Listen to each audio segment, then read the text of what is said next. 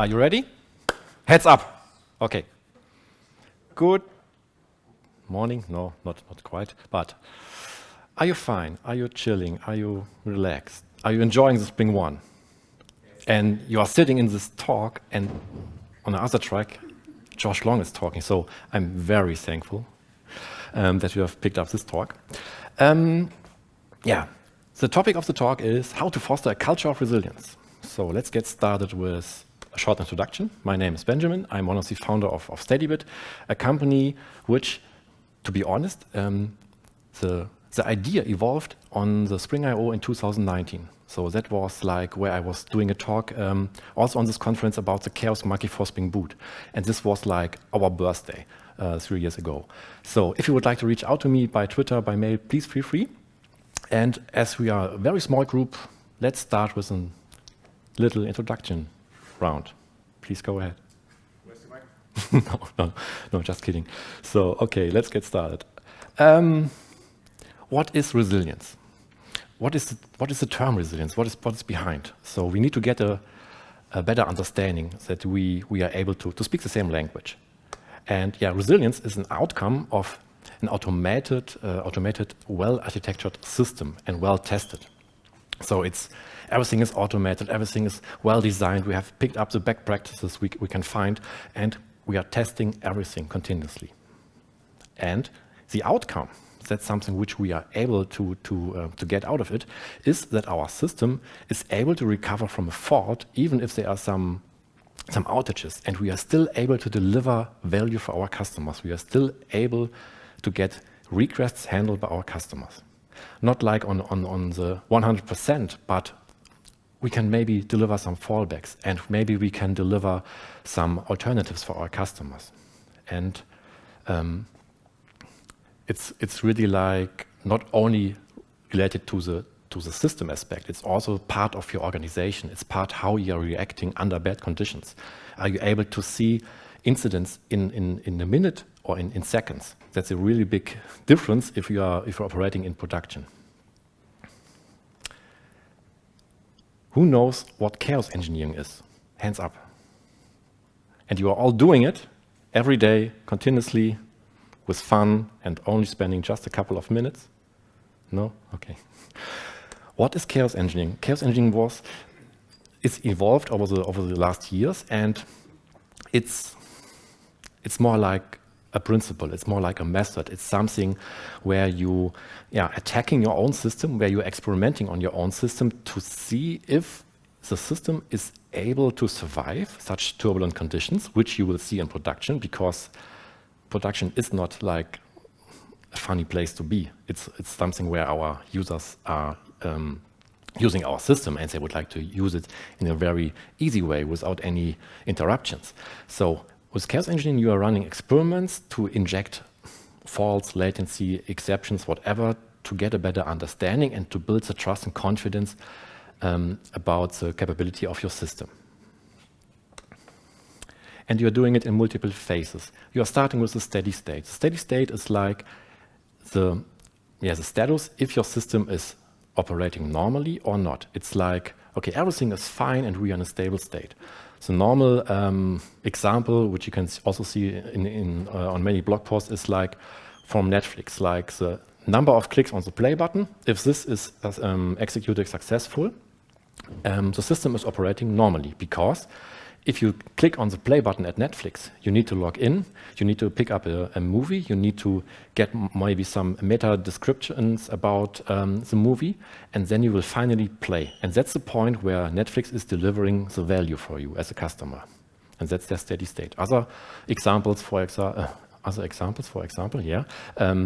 checkouts per minute or orders per minute you can receive in your system. Next is you would like to design a hypothesis. We should handle an outage of 30 to 50% of our backend services, or our checkout service needs to handle an outage of the payment service.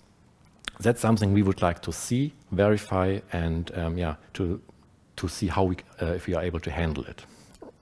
Then you're describing and creating an experiment. You are picking up like attacks you can run to simulate such kind of outages.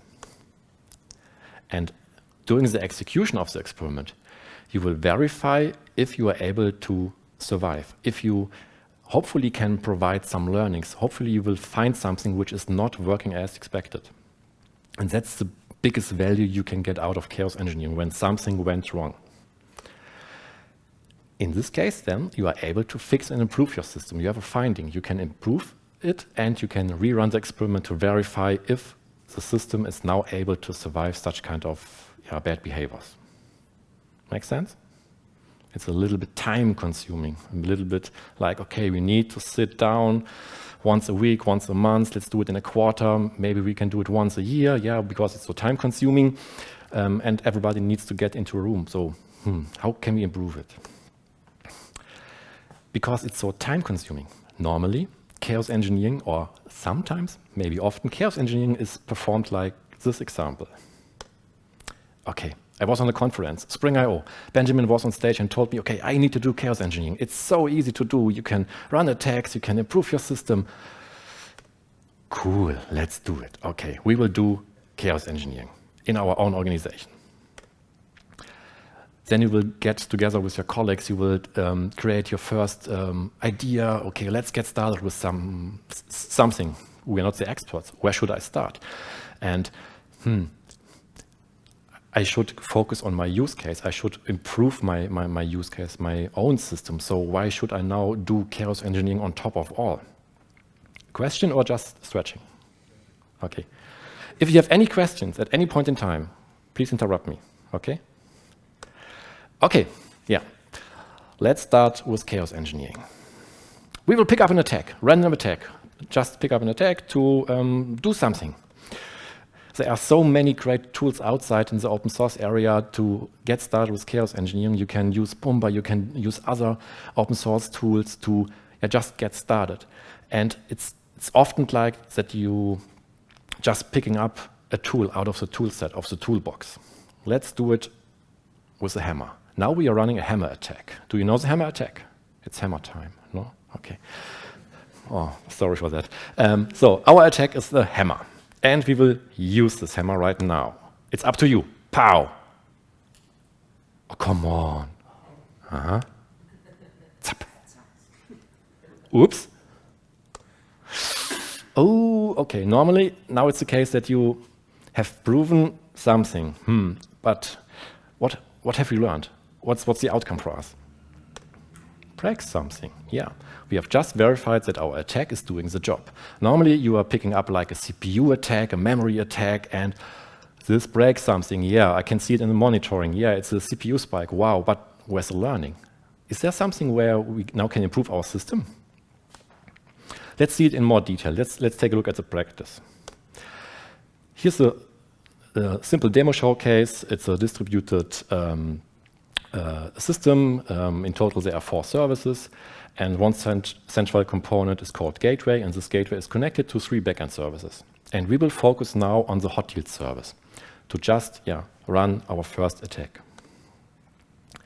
We will do a delete pod attack. So this microservice is operating on Kubernetes. We have deployed it inside of Kubernetes, and now we would like just to run a delete pod attack to see something. On the right side, you will see the demo showcase. It's just a simple UI where the gateway was able to deliver all product lists and has aggregated all in just one list. So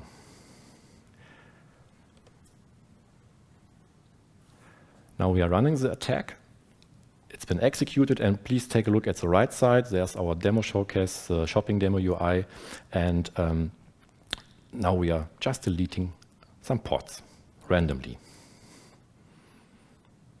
And you can see, okay, the first red bubble occurs, the first error exception occurs, and we'll continue this. And now, Gateway is not able to handle it because we have deleted some pods, and okay, we have verified that delete pod is working. Any questions so far? Great pattern, or?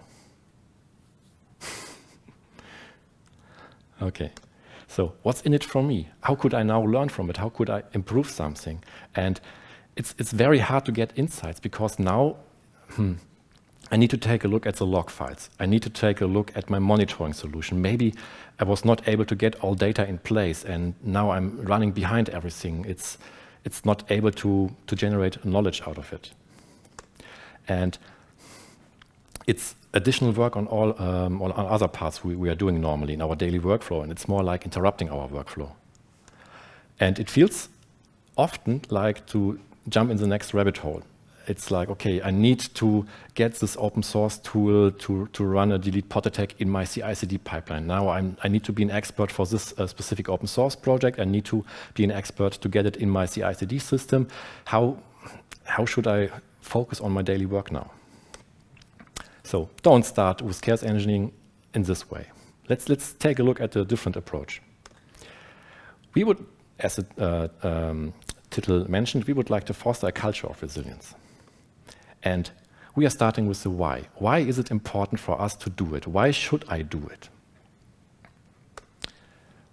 Maybe you already had an outage because of AWS. So for example, due to a 3-hour AWS zone outage, our services are not able to be used by our customers. So our customers are heavy hit by an outage from a third party or maybe a cloud provider. And that's something where we should be more prepared for. And it's not like, normally you are not doing it in a proactive way. You are more like hunted by your own systems. There's an incident, you have done a postmortem analysis, and now you would like to improve it, but not like be proactive.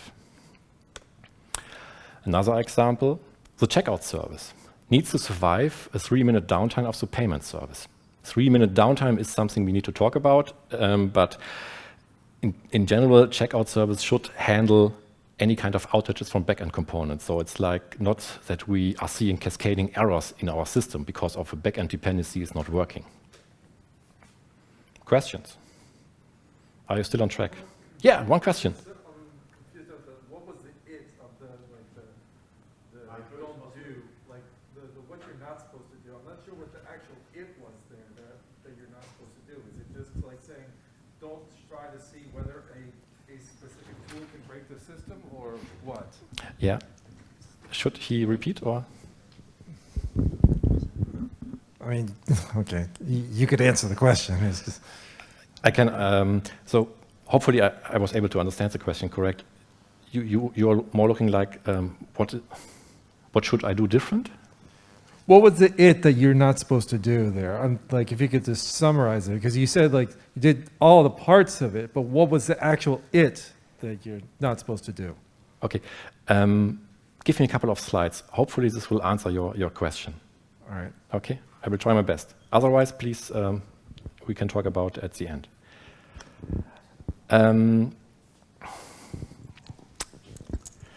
Now we need, after we have understood what is the why, now we need to understand what is important for us to survive such kind of outages and what we have to take care about.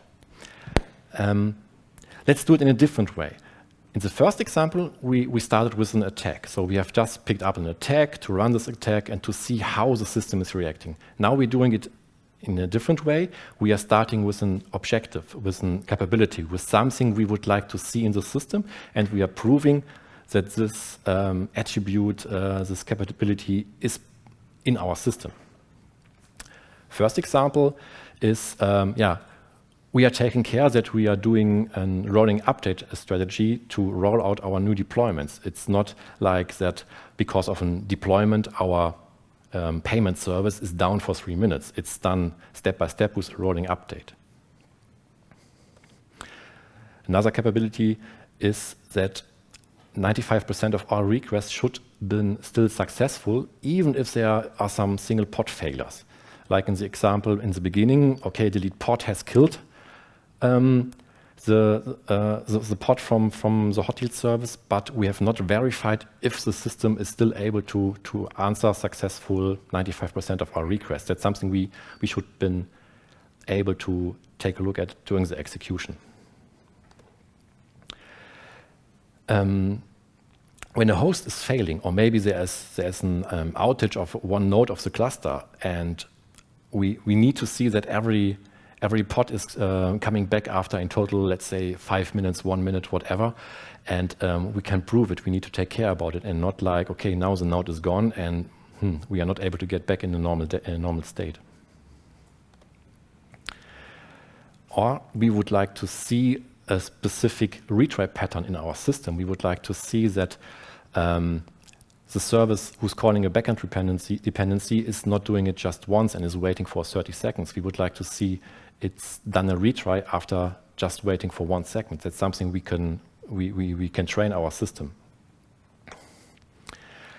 And who was affected by an AWS zone outage? Just one? What are you doing? Are you getting paid for Hello World? No, no. Who's running on Kubernetes? Okay, okay. Do you love Kubernetes? Most of the time, yeah. When it's working, yeah, of course. Okay. There was one situation where I was as a consultant working for my former employer, and there was a situation that our pods were scaled 10 times, 20 times, whatever, but there was one big outage of an zone, AWS zone, and this was a big issue for us because our pods were scheduled in just this specific zone. So there are two nodes running in the specific zone, but if the zone is gone by AWS, you're not able to provide any kind of service. So that's something where you can check for. And to run on Kubernetes with just the replica set of one, maybe you should do something different outside of Kubernetes. So apply to a specific service. This can look like following list, like here's our checkout service, and we have created a catalog of capabilities the service needs to provide, and capabilities can, for example, something like a feature. And we are checking continuously after every commit, after every new release, that the service is still able to handle this kind of outages. So it's something like a check catalog. And you can see there are some unknowns in the beginning of the list. And there's also one where we are not able to be back in 5 minutes after a host failure. And we can do this for multiple services, so we can get a clear view before we are going into production. So we can do it in a very early stage during our development cycle to improve our system continuously. Now we know why and what. And what's next? Why? What? Oh, let's get to the how, exactly. How we can do this, how we can check this. Let me create a picture in your mind. Let me just share some slides. ESLint for JavaScript analysis. SonarQube for static code analysis to get a better picture about your code quality. Maybe there are some smells in your code. Maybe there are some bugs in your code. Something which has been triggered after every commit. Unit testing. You are describing how your system should behave. Most of the time it's happy path testing, yeah. So we should improve it a little bit. We should also inject something. And finally, everything is part of your pipeline, part of your build process. Your software has been built, it's been tested, and finally it's been published. Keep this in mind. So how do we make resilience now a culture? What is culture? Culture is what people do when no one is looking, so you don't even have to think about it. It's part of your daily doing. It's not something like, okay, I have to do it, I need to prepare for this, I need to take time for this. It's part of your organization, of your workflow. And make it stick. How? Let's put it into the pipeline. Would you like to do every week experiments? Would you like to do every week a game day? Are you able to spend so much time, or would you like to focus on what you are measured on, like providing features for customers and bring features into production? Let's see it in action, how we can do this. Back to our demo. Now we will focus on the gateway, because the gateway is connected to 3 backend services, and we would like to improve proactively our gateway component. Why should we not do it as code? If there is something where we can store our capabilities, our objectives, or our or the behavior of the service as code in our code base, maybe makes sense. We are doing it also with other kinds of types. And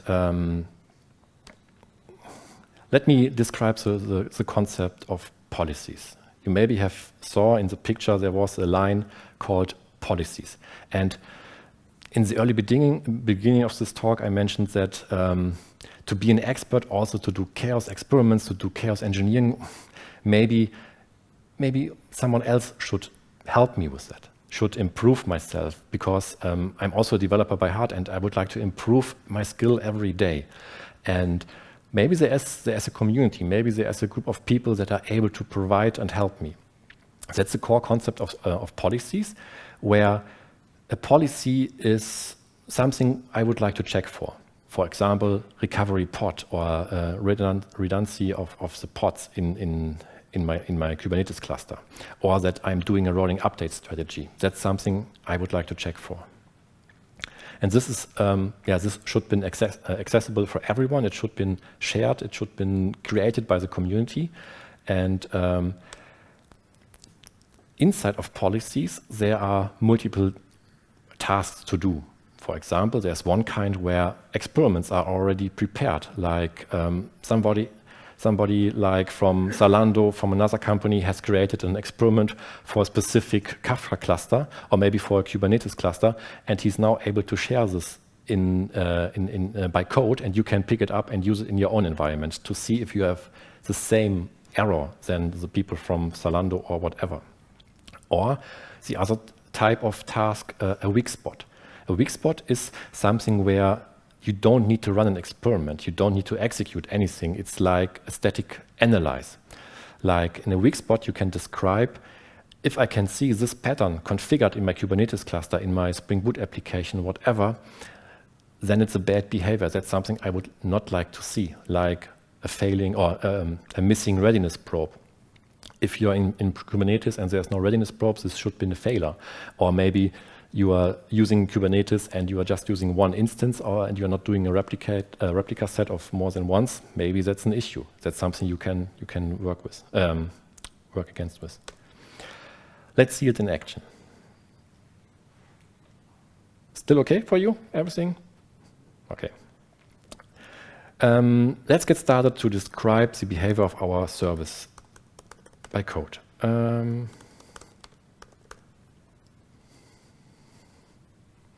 So we are in the code base of the gateway component, and now I need to describe the service to be later on found in Kubernetes. So the service name is gateway. And now you can see that I can pick up multiple challenges. Like, okay, let's pick up a pod redundancy. I would like to see what's wrong today? I would like to see if my system gateway or my service gateway is able to survive such kind of experiments and checks.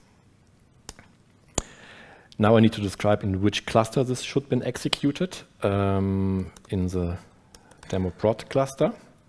Where can the system find the components, in which namespace they are installed in SteadyBit demo. And the deployment name is also like the service name gateway. And now we are coming to the point where inside of this experiment, inside of this policy, it's also described, okay, just to run this experiment, it makes no sense. You need to verify, you need to see if the steady state is still given. So please provide me an URL endpoint where I can see if the system is still able to handle the load. Let's do just a simple example. Gateway.com/products. JSON endpoint to just get a list of all products. I'm just picking up one team, and I would like to do it in the prod environment. So Now everything is stored as code, and we are ready to just apply this. Let me just type and speak don't work. So let's apply this. So what's now happening, the checking component needs to know, okay, I should check and validate the policy you have described. It's done. Next step is, let me get a first picture, how good I am. Is there something where I already can improve? What is already checked by the system? Let's run the verify. And now you can see the 2 green lines. We are very good on the readiness probe. Pass, it's checked. Single replica is not given, so check, everything is fine. What's not checked is like the last one, because that's an experiment which needs to be run and executed. And that's something we don't know, but we can do it. Picture done? Well, I will take one. So to summarize it, now we are able to see, okay, 100% on hot deals, everything is fine. So the system has checked, we are safe, all policies are successful. Fashion bestseller wasn't executed, maybe there are no policies applied, maybe the system should check later on if we apply a policy. Toys bestseller, yeah, okay, 40%, something to improve, and they are already lost 3 unknowns. And our gateway component, yeah, one last thing is missing. Okay with the concept of policies, task, everything? Okay. Now, everything is stored locally on my machine. I need to commit it. I need to push it in our code base. And yeah, it's all stored as code. And now it's been executed. It's been executed in the end-to-end region of your pipeline, because you need a running system. You need something like a dev or test or staging environment where you can execute and verify how the system is operating under a deployed condition.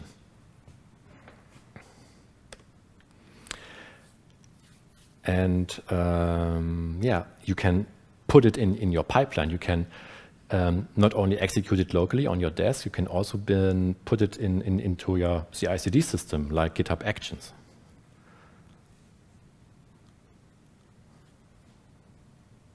Let's take a look at this. Now, after the commit, the build process is triggered, and the policies applied will be executed, will be verified, and also this longer running experiments will be executed in a deployed system, and you will get a feedback about the behavior of your system if the system is able to survive such kind of experiments.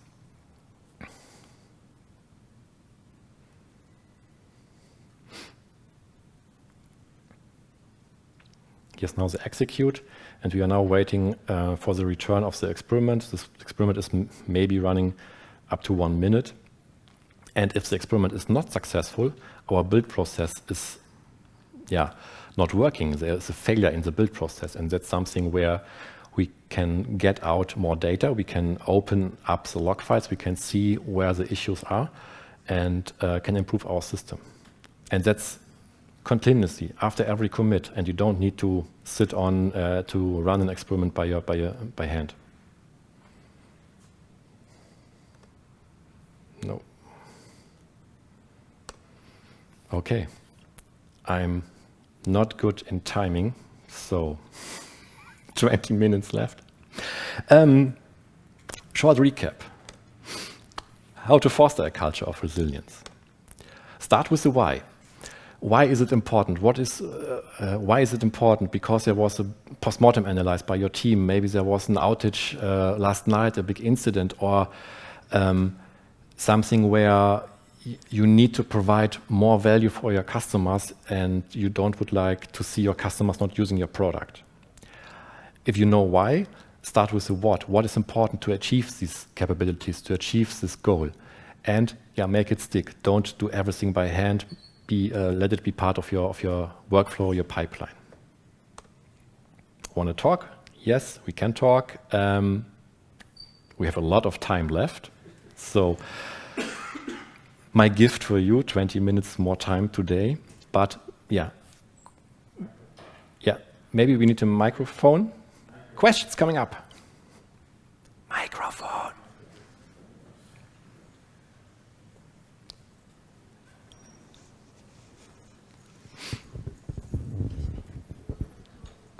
In the case of executing those tests, those chaos tests or whatsoever, in the case that you want to really test many policies and you want to execute them and they can take a while and things like that, do you have some suggestion on how to balance this? Because maybe you don't want to execute on every commit, so maybe you want this trigger like every day to make sure that the service is still compliant or something like that, or a middle ground.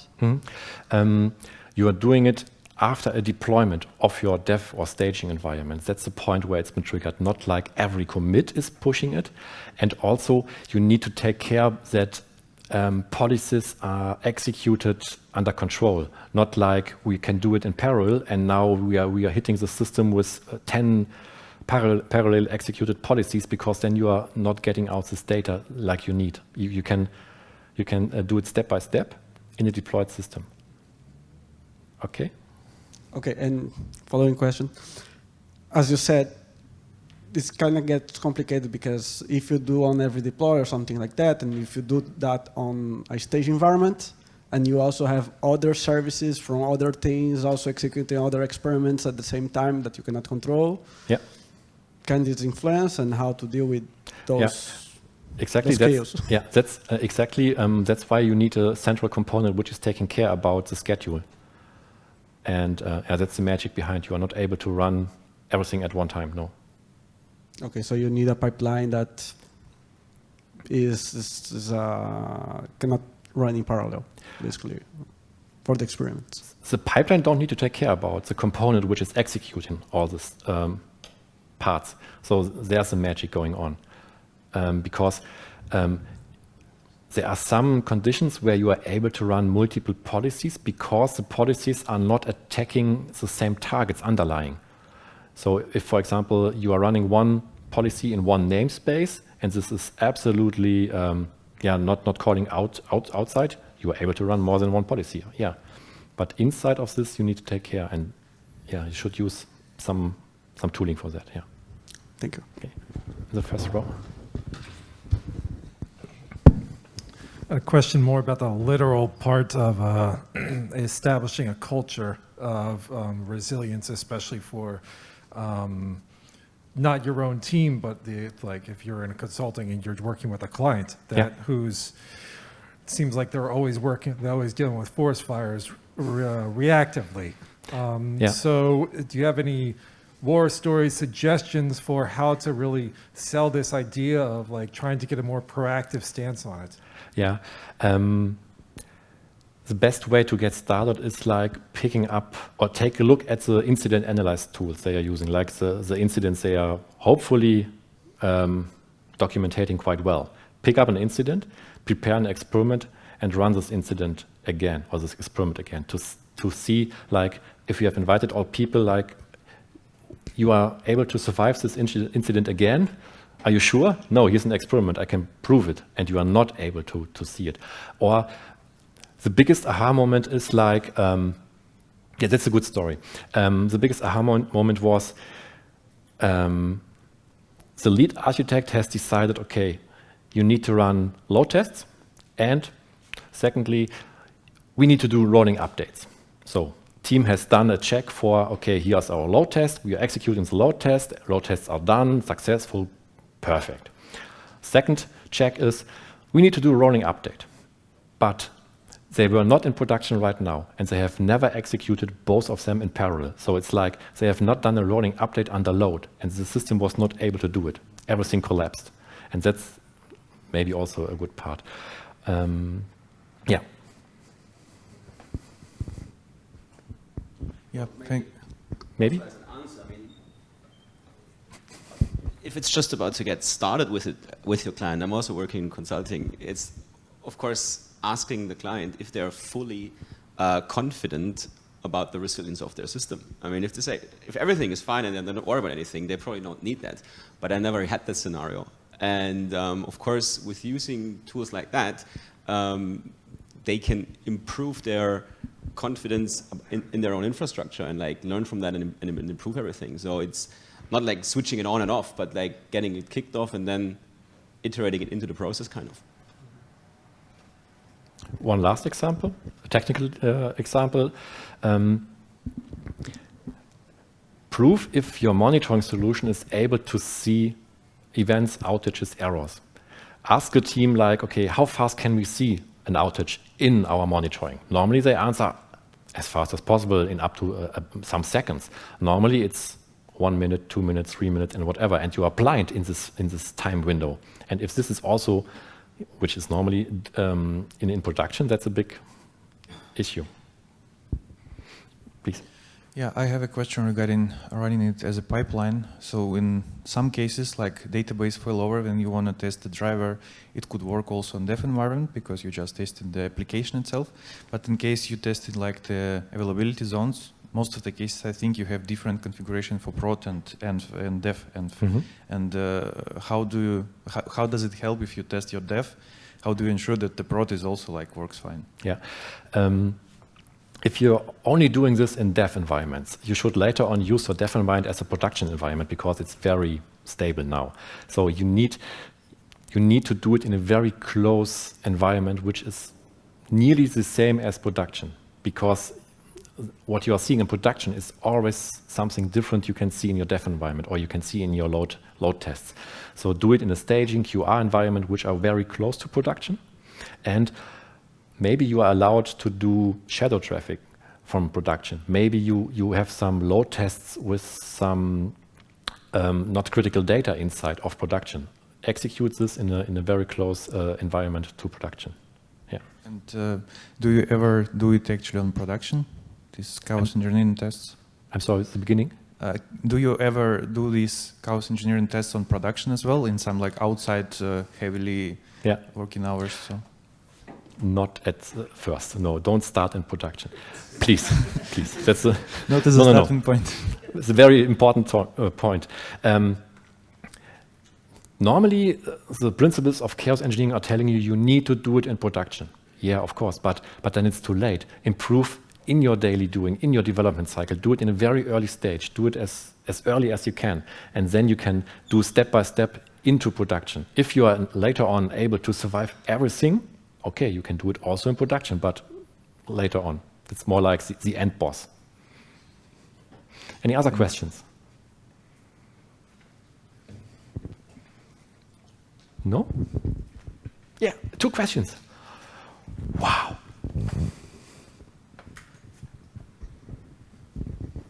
So, question, how do you deal with this on an organizational level? Do you have the product teams create their own chaos tests this way? Or do you usually have one chaos team that either does this for all the teams or helps the teams out a lot? A pattern I can see at our contacts is there is always an expert group which is maybe sitting in front of production, and they can see production is breaking every minute, or maybe you can see this overlap like production is maintained by a small group of people, like 10 or 20 people. And on the other end, at the beginning, there are 100, 200 developers, and they are all pushing in production. So this group is like the starting indicator. They are highly motivated to share their knowledge into the hand of developers to help them, okay, if you are able to do it earlier, I have more time in production to be proactive in production, not like do the next, how's it called, fire drill, yeah. And the second group you already mentioned is the product-related group, the people that are providing a product, an idea, and they would like to see that the idea, the product is working, and they are also pushing it quite hard because there's something of, we would like to be able to deliver such a high level of quality. Our services needs to respond in any case, and that's something they are also helping. Okay, thank you. Okay. There was another question right next to you. Yeah, the question is, we talked about time investment of building yourself up and thinking about how to attack my own system. Where would you say is a good place to start? Because if you just wait for something to happen and try to fix it then in a pipeline, it might be a bit too late to getting the thought into the organization. So is there a common place for this chaos engineering to say, let's try it out? Let's kill the pods and show it to the organization. There is a needance of these pipeline extensions. A good starting point is there are a lot of linters in the open source area where you can just check your configuration files, like you're doing it with static code analyze. That's like, you don't need to run an experiment, you don't need to break anything, but you can generate a list of findings, and that's something you can provide your team, your organization, your leader. And okay, that's a risk. That's something we need to take care of. That's something we need to handle. And the second approach is, I personally would never ever run in the same incident again and again. So let's create something where we can replay a specific incident from the past. And we need to able to handle such incidents because, yeah, it's not a good case to run again. So it should be part of the incident management, kind of. Yeah, but it should be also like a high motivation outside of your dev team, not like top down. Yeah, okay. Thank you. Any question so far? Okay. Is there value inside of this talk for you? Honest feedback. Hands up if yes, hands down if no. Okay.